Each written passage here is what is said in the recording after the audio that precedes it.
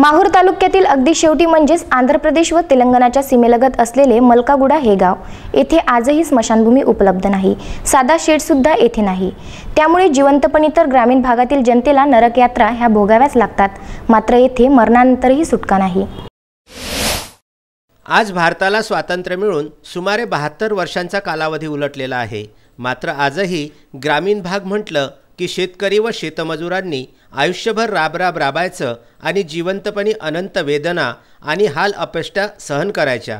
त्यातही कधी अस्मानी तर कधी सुलतानी अशा संकटांना सतत सामोरं जायचं। कधी ओला दुष्काळ तर कधी सुका दुष्काळ, कधी लाल्या तर कधी बोंड अळी, या ना त्या अनेक कारणाने शेतकरी आणि शेतमजूर हा त्रस्त झालेल्या अवस्थेमध्ये आजही आपल्या भारतामध्ये दिसून येतो। जीवनभर ग्रामीण भागातील जनता नरक यातना ही भोगतच असते। अशातच मरणानंतर सुद्धा नरक यातना ग्रामीण भागातील जनतेला भोगाव्या लागत असतील तर किती दुर्दैव म्हणावं। म्हणजेच भारताच्या या स्वातंत्र्यानंतरही माहूर तालुक्यातील अनेक गावांमध्ये अजूनपर्यंत स्मशानभूमी नाही किंवा साधा दहनासाठी एखादा शेड सुद्धा नाही। आजही तालुक्यातील एखाद्या व्यक्तीचा मृत्यू झाल्यास त्याला उघड्यावरतीच अंत्यसंस्कार करावे लागतात। 20 फेब्रुवारीचे सायंकाळी अशीच एक घटना समोर आलेली आहे। 20 फेब्रुवारीचे रोजी रात्री 10:30 सुमारास मलकागुडा येथील राहत्या घरामध्ये शेतकरी गणेश भीमराव निळकंठवार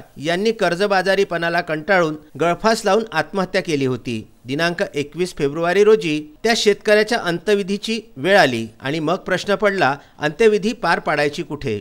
येथील स्मशानभूमीला तर बाभळीच्या झाडांचा वेढा, शेजारी सतत वाहणारा दुर्गंधीयुक्त ओढा, चिखलाचे साम्राज्य, पाणी नाही, वीज, रस्ता, निवारा अशी कशाचीच सोय नाही। ते ठिकाण म्हणजे मलकागुडा नावाची ही स्मशानभूमी।